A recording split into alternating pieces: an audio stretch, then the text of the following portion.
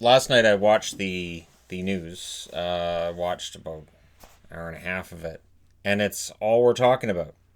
That's all that the news is now. I don't think there's weather forecasts or much talk about anything else. So, and I've said this before, and I'll say it again here. I think if there's some sport that's able to kind of elbow its way into the conversation, so we have something else to discuss to occupy our minds for say half an hour, 2 hours, maybe three during the day, just to get your minds a break. I know there are people who are dealing with a lot of struggles emotionally, mentally during this. I can assure you, I'm there too. I have days where it's been an absolute struggle, and I know we're nowhere near the peak of this or anything.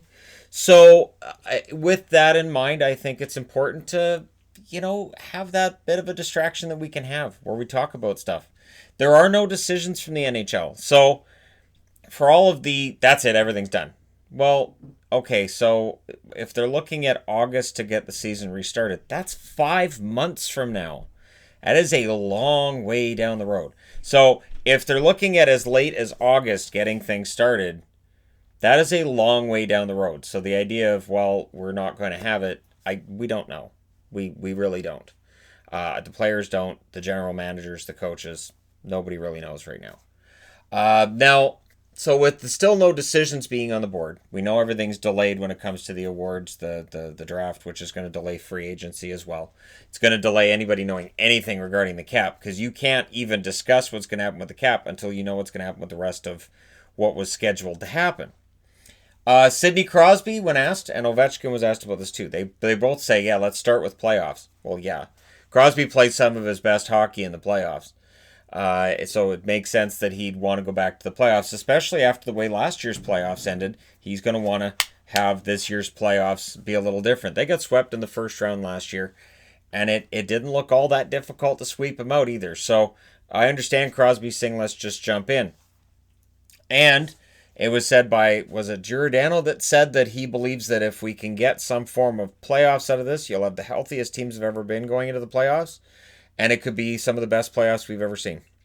So, yes, there would be some players who have a hard time getting up to game shape, but just the fact that teams are pretty healthy, we wouldn't have that excuse anymore of, well, yeah, we lost, but so-and-so got hurt. So that would kind of disappear. So that makes things more interesting to me. So yeah, we'll see what happens there. Now, on the good owner, bad owner side of things, and this seems to be a daily thing now, owner Vinny Viola of the Florida Panthers will pay his staff in full, the entire staff, throughout this. So he's not laying anybody off, he's not firing anybody, and he's saying, all right, we're going to pay everybody in full. Understanding, it's global, it affects the entire earth. So this is not your usual business situation here. This is something different. So he understands this, and he's saying, all right, I can afford to help out my staff and pay him. It's a business deduction anyways, so makes total sense. He's paying his staff. It's a business deduction, brings down your taxes. So, it's nice to see an owner doing that and saying we're not going to worry about it, and we're gonna make sure that our staff aren't worried about it either.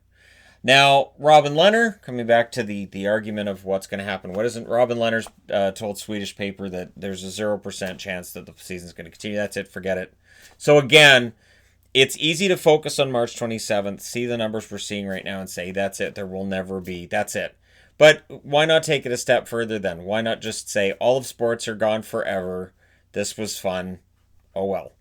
Because that, to me, they sound equally relevant and equally likely of certainty.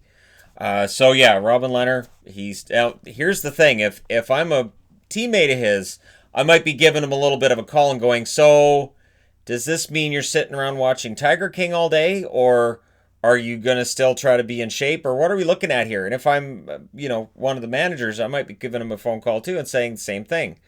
Is it Tiger King, or are you trying to stay in shape? Or are you watching Tiger King and going, I could get some big cats if you come out of that show thinking that. I don't know what to say to you.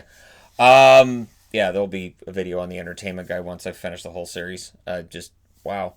Yeah, just there's time to watch that. So, wow. Anyways, so maybe that's what Leonard's thinking. Yeah, it's fine. It's not going to happen anyways. So, getting back to the bad owner side of things, we got to the good owners. The bad owner is still Jeremy Jacobs. Jacobs on Wednesday, he laid off 68 staff with 1 week of paid leave. So they get 1 week of pay, and he dramatically slashed many other pay grades for people. Basically, you're taking a massive pay cut if you're working for the Bruins. Keep in mind, he's worth $3.3 billion. That's a lot of money. It's an excessive amount of money. And I understand people are going to say, well, it's still his money. Oh, I agree. But again, he can afford to pay people through this. He can afford not to fire his staff through this. And yet, here we are. And so I've seen on Twitter, every time the Bruins post something, and they've been posting things regularly, people are mentioning Jacobs. And there's a pretty strong campaign right now to try to pressure the Bruins to not treat people like this. Again, this is a once-in-a-lifetime thing. And again, certain owners, certain business people are doing this really nice gesture of making sure people don't end up homeless and broke and end up costing the system. Because if you're of the mind that, well, that's fine. 3.8 million people went on to applied for unemployment benefits in the States. If that continues on that level, everything just sort of falls in on itself. So for every owner that says, you know what, I'll help my staff through this, you're preventing people from having to apply for some kind of a government subsidy to get through this. So I applaud those who are understanding that this is not business as usual. This isn't just an off season. This isn't a seasonal thing, sort of like, you go to summer camp and you get paid for a couple months, then you're off. This is not that. This is far more important than that, and we're seeing some pretty alarming news and all that. So I haven't left my house. I have no intention of doing so. We're locked down here. We've been observing that for weeks, and that's just the new reality until we see some kind of an improvement or some kind of a treatment that we know is going to work. So there are some reasons to be positive that there are treatments that are being looked at. There are some that look promising and some that don't, but there are ways that this will eventually get treated. So whether you're on the Leonard bandwagon of 0% chance or on the Crosby side of things going, hey, it'd be fun if we went into the playoffs. Or Subban's where he's saying, yeah, it would be great if we had some kind of a playoff format. And by the way, wash your hands and stay away from each other. He's done both. I also have to say for PK Subban, I know he's not on the board, but kudos to him for saying we should have a 31-team playoff format. That makes sure that New Jersey gets into the playoffs. So, and somewhere somebody in Detroit's going, oh, come on. We don't want to see them losing the playoffs too. And then that way, no team misses the playoffs. So how does that work with the draft picks that get traded that are contingent on playoffs?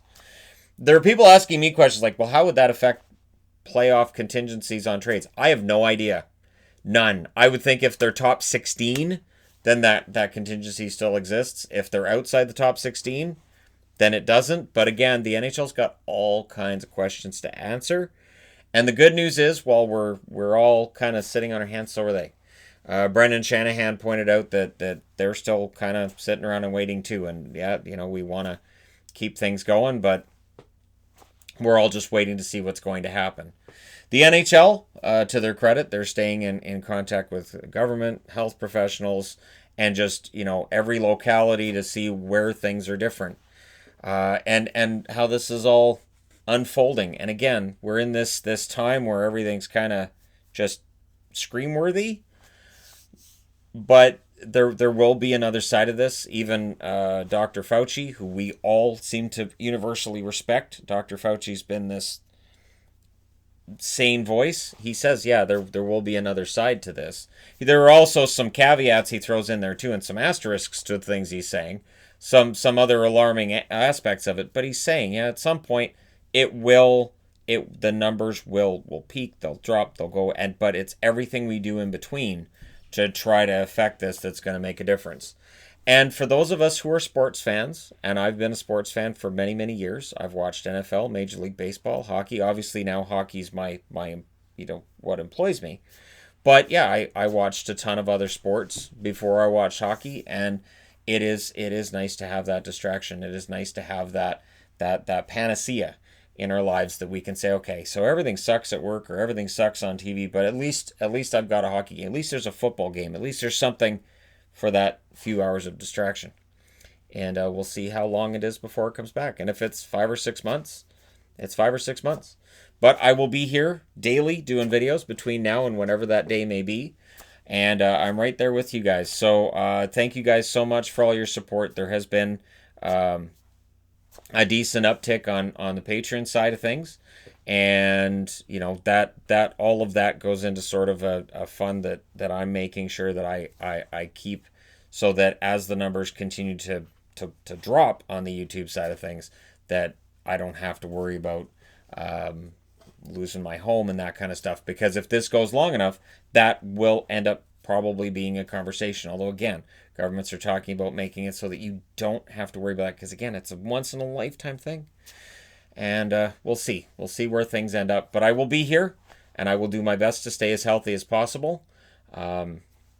Because Till Lindemann, a man much larger and stronger than me, if it can befall him and send him into the ICU, as a huge Rammstein fan, that's concerning, because I know he's older than I am, but he's always been in good health. He's always been in great shape. And if it sends him to the ICU and he's in there for a week, yeah, or a week and a half, I guess. Yeah, no, I no thanks. I'm not partaking. So thank you guys so much for everything, and I'm doing my best to continue to provide daily content for everybody out there seeking that. And hey, thank you guys so much for your support. I will talk to you again soon.